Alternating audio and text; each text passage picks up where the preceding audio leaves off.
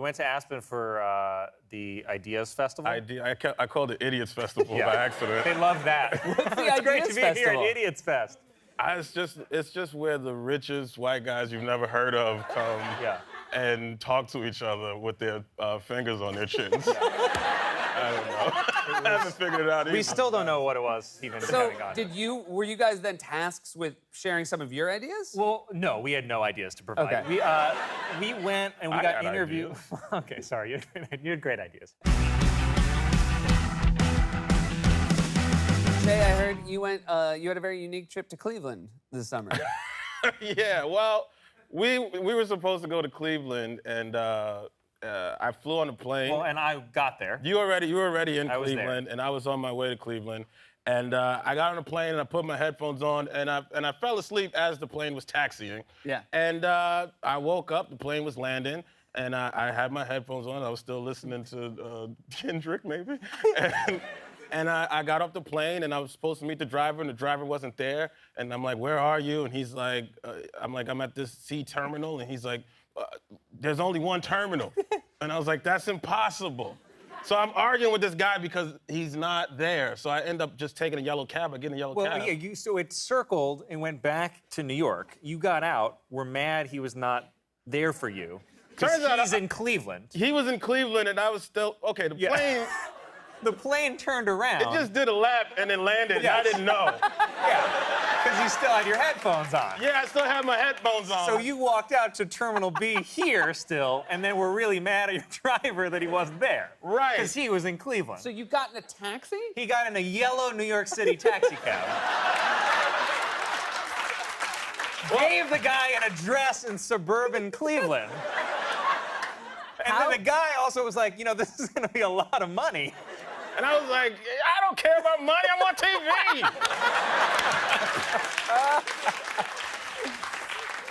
And then I saw the New York City skyline. I said, wait a minute. That's that wasn't in the Cleveland brochure.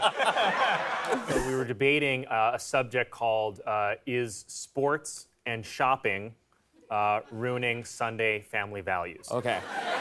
And I should point out that I am the second debater. You're the second debater, okay. So you'll hear Chris Lebedo. Okay. You'll hear his stance, and then you'll hear my response. Okay, great. Here we go. Let's take a look.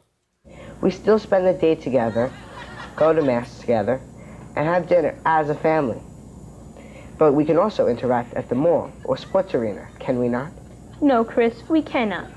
There are no laws about being a family. But I do feel that it is a part of life that we must experience.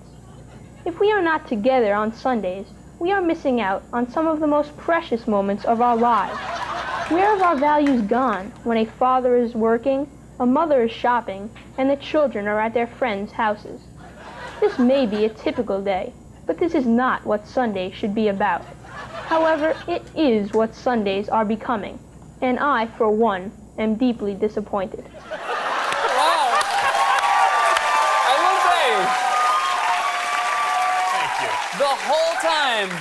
The whole time I was watching that clip, I was saying, that is a kid who is deeply disappointed. And disappointing. Yeah. And and I like that you grew into your head over the years. Your head was the same size then as it is now. You always want to start wide. Yeah, just a big old... Just let it grow. And then like some legs grew out of there, and then... We're always happy to see you, but I heard you have a little bit of a bone to pick with me. Yeah, I do. Okay.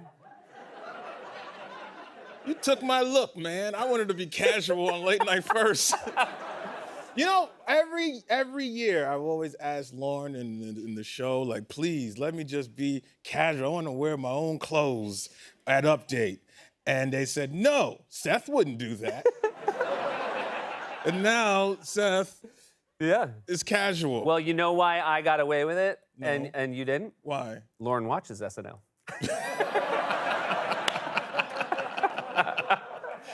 That's how they get you. Touche. That's how they get you. Did you, now I have to ask, this is a little in the weeds on the job I used to have that you have now. Do you wear suit pants? No, Yeah. I don't wear any pants. Yeah. I'm very bummed that you know what? I wore jeans all the time. Yeah. And, which was fine, it presented fine, but there's a lot of like cool backstage photos you get over the years and you look super dumb. I wish jeans with the top suit is so stupid. Yeah, you look like, what's that guy? You might be a redneck. Yeah. Well, it is. Like, when you think of it, it's like the mullet of outfits. Yeah. It's like just a business up top, party on the bottom. That was like the comedian like uniform was jeans, Back in the day, yeah. a dumb blazer, yeah, And then high tops, And like then high big, tops. powerful, like red high tops. Yeah, you're gonna get you a development deal if you dress like that. One of my favorite things, of course, is sketches that are written that do not make it to the show. Oh, yeah. And some of these ideas maybe have not even been written. Yeah, that's true. Do you have Even some the ones that favorites? have been written haven't really been written. They've been like really half thought out. Your idea, the origin of Screw the Pooch?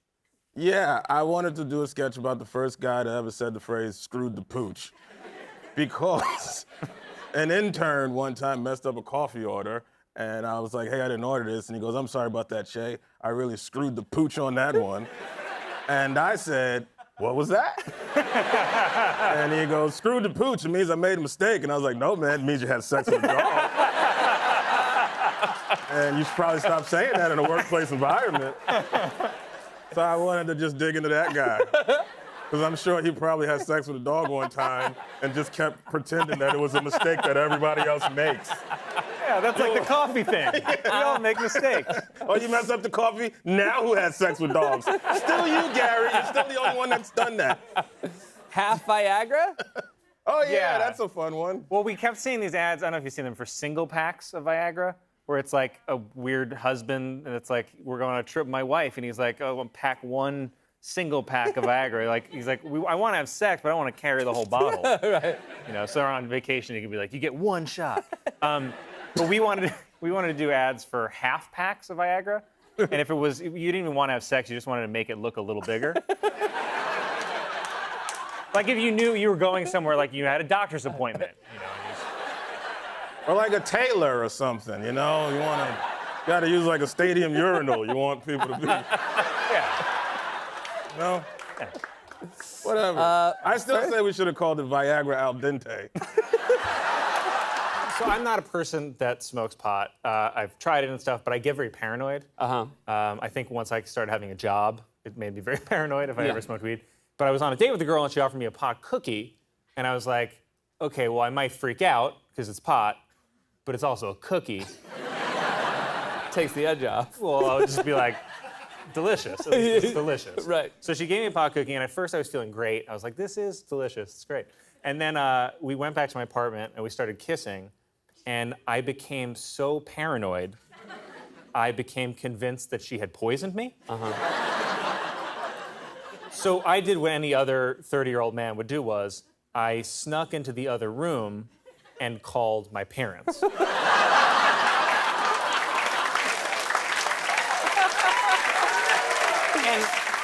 so my parents, I grew up in Staten Island. My parents live in Staten Island. My mom answered the phone. It was probably 1 a.m.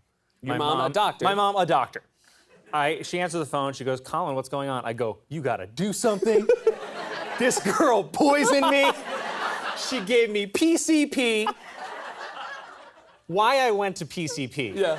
I don't know what I don't think it's available in cookie form. Then my mom, being a very loving parent, said, don't move, we'll be right there. But then, because I was also still super high, I went back into the other room and forgot that I had called my parents.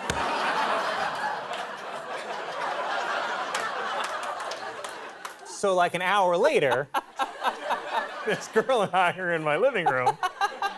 There's a knock at the door, and she says, understandably, who could that be? And I say, oh no, I know who that could be. And I open the door, and my parents come barging in, and they yell at the poor girl, we know what you did. You poisoned our son. And this girl is so high, she's like, oh my God, this is the funniest thing I've ever seen in my life. Who are these awesome old people you hired to scare me? And then I swear to God, I'm so paranoid at this point. My mom makes me hot tea to help me lie down and go to sleep. I get so scared, I fake drinking the tea that my mom was poisoning me. I faked drinking it. Now your mom was My mom was in on it. Oh, no. That's how, and I faked drinking the tea and I poured it to the side of my bed like I was in a spy movie. Right. By the way, that's a terrible spy. Oh, why, thank you. And then as I'm like shivering and falling asleep, I hear my dad in the other room lecturing the poor girl on the dangers of drug use. Oh. And I hear him go, do your parents know that you're doing this? And she looked at my room and she was like, no, they don't, because I'm 30. You have wonderful cameos. Obviously, you have a lot of talented friends. Yeah. I think that people think when you have talented friends, it's easy to ask them to do your stuff, but I always feel like they're being asked a million things, and I feel bad asking. Yeah, I hate asking people for stuff, because especially if it's like my comedy, because I know they're gonna be like, all right, am I gonna have to read about this tomorrow? You mean that you're gonna put them in the sort of jackpot of getting in trouble? Yeah, like maybe I shouldn't say this, but I had like we went out to like Whoopi Goldberg for something, and she was like, absolutely. And I couldn't believe she was like willing to do it. So I had to tell her also in that episode we have a Cosby impersonator. And she was like, no, I can't do it anymore. I was like, yeah, I should have probably started with that one. Man. But yeah, but there's like always times where like people want to do it, but I'm also like, man, you got to know what the whole joke is. I can't let you. Never let Michael Chase sell you on a close-up. Like, you definitely want the wide shot. Yeah, you kind of got to know what the punchline is. It's definitely Bill Cosby trying to make me a drink. You watch the show, it makes sense. Yeah. No, In context. I think they get it. Yeah. See, a long time ago, Bill Cosby would do this thing. No. So, Che, you went on Instagram and wrote this post about Jost. Yeah, well, yes, I did. And yeah, you want to read it? Wait, so let me explain, by the way, what I get. I don't go on Instagram, but I get emails from friends that are like, do you see what Che is saying about you on Instagram?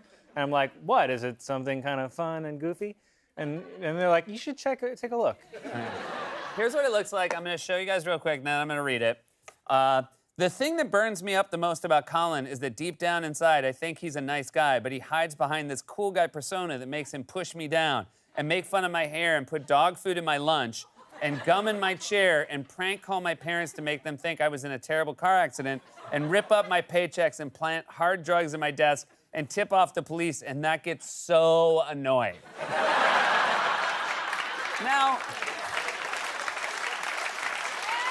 Now, I think most people Planted hard drugs in your desk, now, and your most people would response would think be that's like, a joke, annoying. but not everybody. Not everybody, no. Yeah. So then somebody wrote to you. to me. Oh, yeah. So this is to him. No, right? they wrote to Che first. Yeah, what a did disgusting man. Yeah. So sorry you have to work with him. It's a shame he can't even try to be decent for a day to help people. He's a monster. And then you, instead of saying, oh man, he's my pal, I was just joking around, wrote back, I just got to get through this season in one piece. Sometimes he attacks me physically.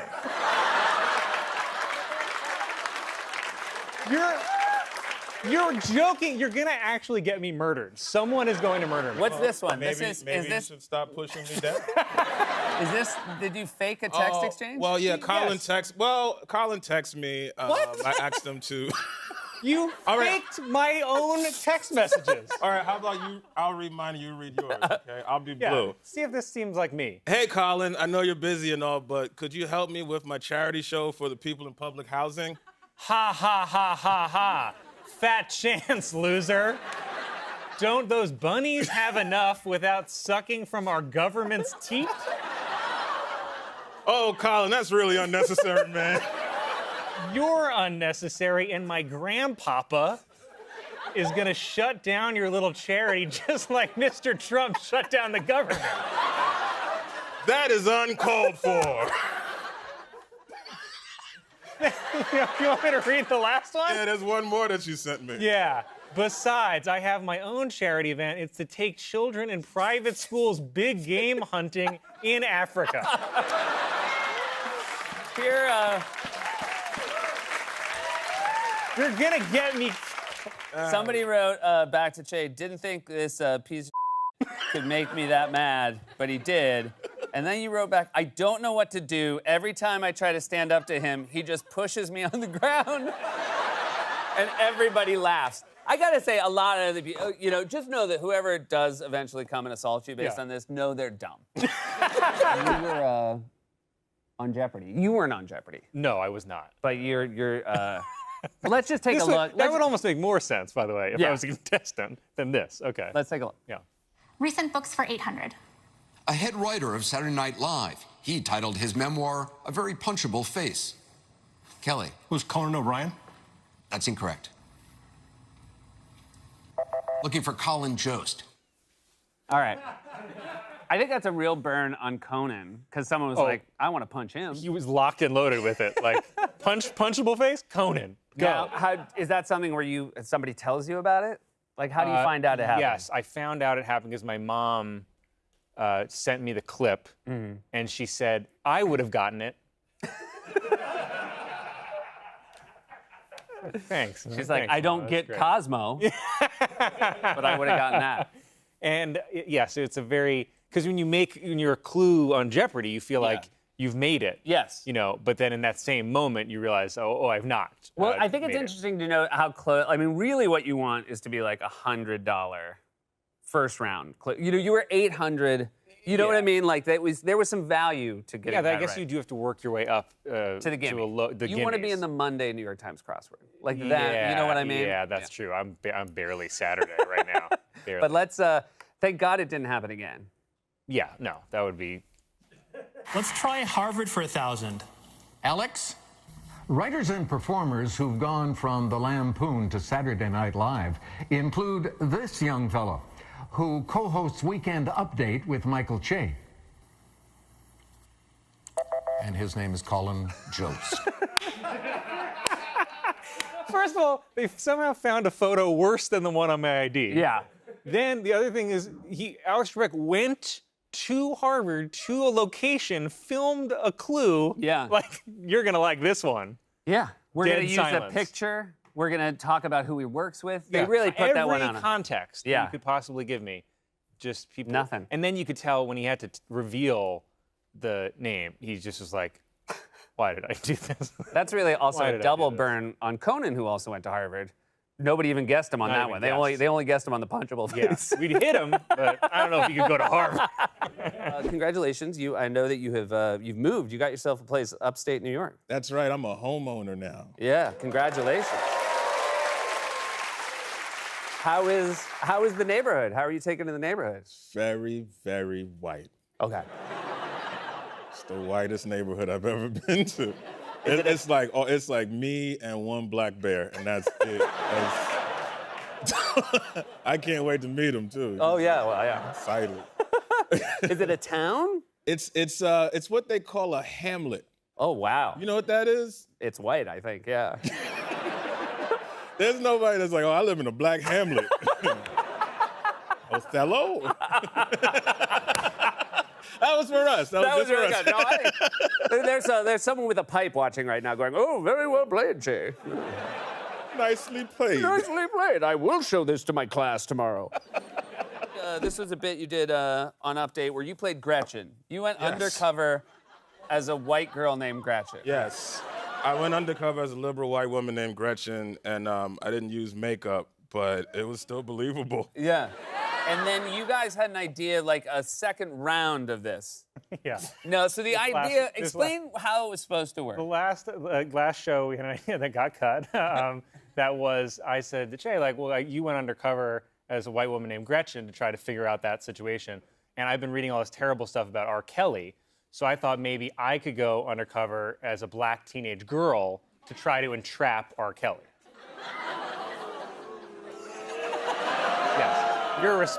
Yes, exactly. Booze. Thank you. That's you know what? That sounds like a man of many animals. Well, the idea was I knew it was the worst idea ever. Right. So you didn't actually shoot it. No. The idea was Che would stop me and point out how awful that idea that was, and I would say, really, it doesn't go both ways? And he was like, absolutely not. And I was like, oh yeah, that makes sense. Gotcha. And then it said, the more you know, like the little, like, the more you know. Yeah, you could tell. We're glad it was cut. I think that seems the audience is. I begged him not to.